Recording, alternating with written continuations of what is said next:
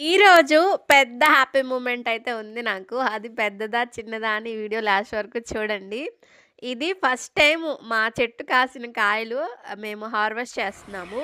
మొన్నైతే ఒక కాయ అయితే కోసామనమాట. ఇదైతే ఇంక వరుసనే తయారీలోకొచ్చేసినియి. అంటే శాంతమైతే ముగ్గలేదనమాట. పిట్టలు, ఉడతలు సగం కాయలు పచ్చిగా ఉన్నప్పుడే కొట్టేస్తున్నాయి.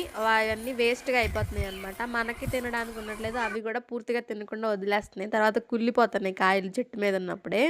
ఇక చెట్టుని ముగ్గిన దాకా ఉంచినా వేస్ట్ అయిపోతున్నాయి అని జెప్పేసి ఈరోజు మేము సగం అంటే ముగ్గడానికొచ్చిన కాయలని కోసామనమాట. మొత్తం అర డజన్ కాయలైతే వచ్చినియి. అర డజన్ కాయలకి ఓ హడావిడా అనుకోకండి. ఇది కొన్ని మాత్రమే తయారైనియి. ఇంకా చాలా ఉన్నాయన్నమాట కాయలనేవి.